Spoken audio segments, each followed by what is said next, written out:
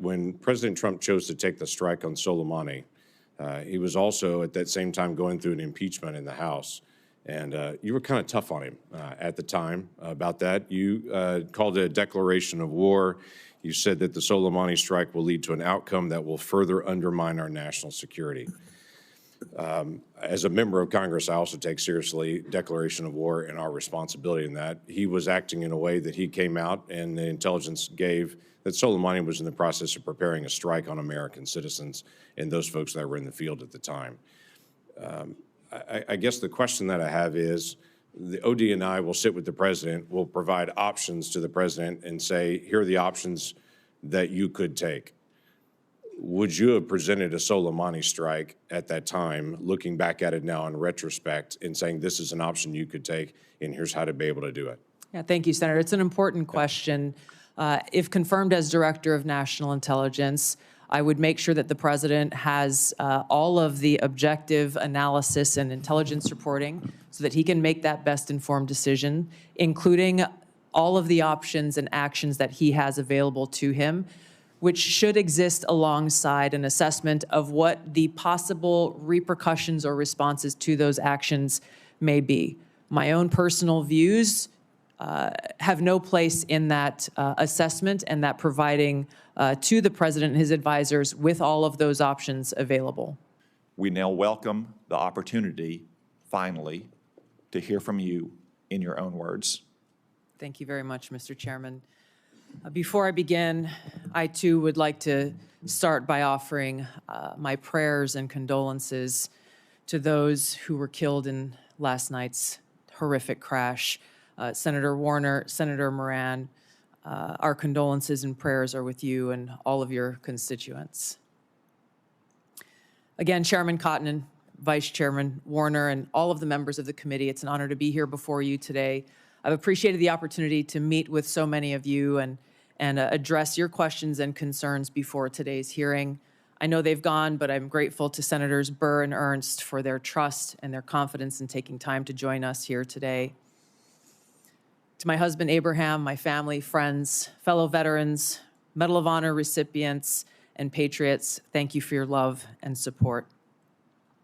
I'm honored and grateful to President Trump for his trust and confidence in nominating me to serve our country as the Director of National Intelligence at a time when trust in the intelligence community, unfortunately, is at an all-time low. Chuck Schumer admitted a few years ago, quote, "You take on the intelligence community, they have 6 ways from Sunday at getting back at you." For too long, faulty, inadequate, or weaponized intelligence have led to costly failures and the undermining of our national security and God-given freedoms enshrined in the Constitution. The most obvious example of one of these failures is our invasion of Iraq based upon a total fabrication or complete failure of intelligence.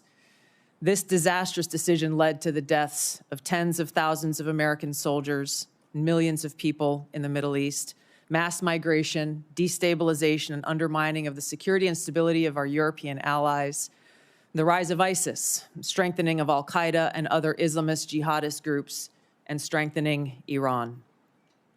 Here are just a few other examples.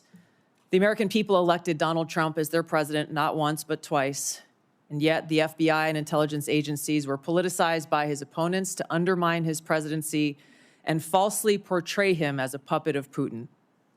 Title I of FISA was used illegally to obtain a warrant to spy on Trump campaign advisor Carter Page, using a Clinton campaign-funded false dossier as their so-called evidence.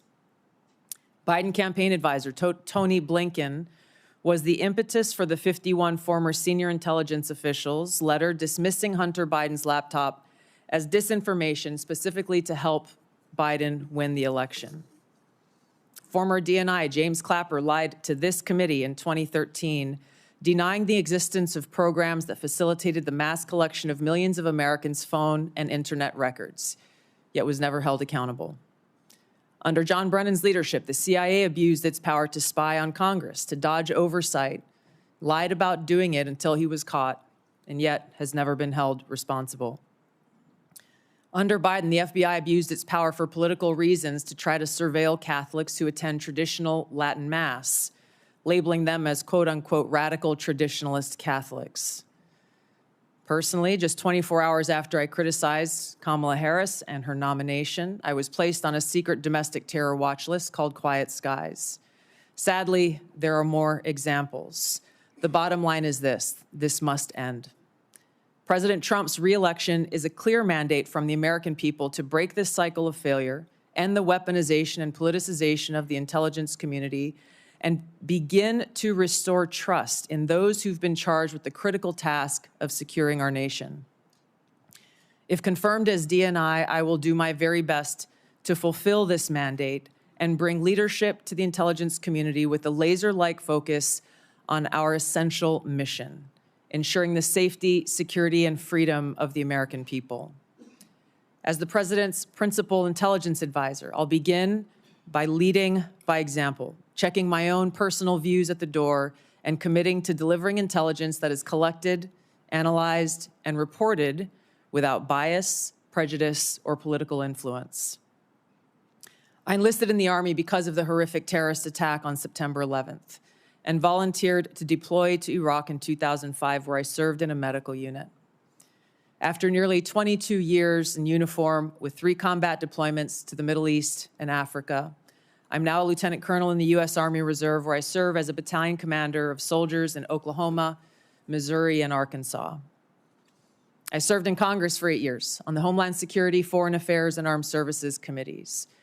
And it's my experience in the military and in the halls of Congress that have given me a deep understanding of the complex challenges that our nation faces, in both roles engaging with world leaders, in both roles being privy to highly classified intelligence. So I know firsthand how essential accurate, unbiased, and timely intelligence is to the President, to Congress, and to our warfighters. I also know the heavy cost of intelligence failures and abuses. Senator Collins, you led the creation of ODNI specifically to address those intelligence failures of 9/11 and Iraq's so-called WMDs. The need for the ODNI under strong leadership still exists today. If confirmed, I'll bring my experience and fresh eyes to leading the intelligence community. And my day one priorities will be to assess the global threat environment, identify where gaps in our intelligence exist, integrate intelligence elements, increase information sharing, and ensure that unbiased, apolitical, objective collection and analysis to support the President and policymakers' decision-making occur. I'll work to end the politicization of the intelligence community and ensure there is a clear mission focus in the IC on its core mission of this unbiased, apolitical collection and analysis of intelligence to secure our nation. I'll work to rebuild trust through transparency and accountability. This is a national security imperative. And I'll work to assess and address efficiencies, redundancies, and effectiveness across ODNI to ensure focus of personnel and resources is on our core mission of national security. Now, in my meetings that I've had with many of you, you expressed bipartisan frustration about recent intelligence failures as well as the lack of responsiveness to your requests for information. Whether it's the surprise October 7th Hamas terrorist attack, to the sudden takeover of Syria by Islamist extremists, failures to identify the source of COVID, anomalous health incidents, UAPs, drones, and more. If confirmed, I look forward to working with you to address these issues. Ensuring the safety, security, and freedom of the American people is a mandate of leadership that rises above partisan politics. If confirmed, my commitment to the President, to you, and to the American people is this: I will do my very best to find the truth, no matter where it leads, and share that truth with President Trump, his advisors, and you in Congress, providing you with that unbiased, timely, and accurate intelligence as you make the tough decisions that'll impact the safety, security, and freedom of the American people. Now, before I close, I want to warn the American people who are watching at home. You may hear lies and smears in this hearing that'll challenge my loyalty to and my love for our country. Those who oppose my nomination imply that I am loyal to something or someone other than God, my own conscience, and the Constitution of the United States, accusing me of being Trump's puppet, Putin's puppet, Assad's puppet, a guru's puppet, Modi's puppet, not recognizing the absurdity of simultaneously being the puppet of 5 different puppet masters.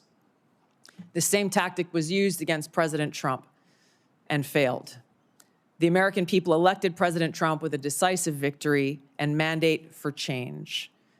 The fact is, what truly unsettles my political opponents is I refuse to be their puppet. I have no love for Assad or Gaddafi or any dictator. I just hate al-Qaeda. I hate that we have leaders who cozy up to Islamist extremists, minimizing them to so-called rebels. As Jake Sullivan said to Hillary Clinton, quote, al-Qaeda is on our side in Syria. Well, Syria is now controlled by an al-Qaeda offshoot, HTS, led by an Islamist jihadist who danced in the streets on 9/11 and who was responsible for the killing of many American service members. Democrat senators in the past resorted to anti-Christian bigotry against some of President Trump's judicial nominees like Amy Coney Barrett and Brian Boucher. I condemned those actions as a Democrat in Congress at the time, as religious bigotry must be thoroughly condemned by all of us, no matter the religion.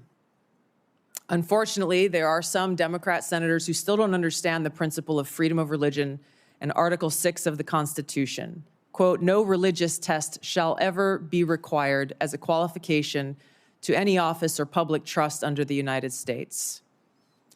Unfortunately, they're once again using the religious bigotry card, but this time trying to foment religious bigotry against Hindus and Hinduism. If anyone is sincerely interested in knowing more about my own personal spiritual path of Hinduism, I welcome you to go to my account on X, where I'll share more on this topic. If confirmed as Director of National Intelligence, I will continue to live by the oath that I have sworn at least 8 times in my life, both in uniform and as a member of Congress. I will support and defend our God-given freedoms enshrined in the Constitution of the United States against all enemies, foreign and domestic, and I will bear true faith and allegiance to the same. Thank you very much for your time. I look forward to your questions.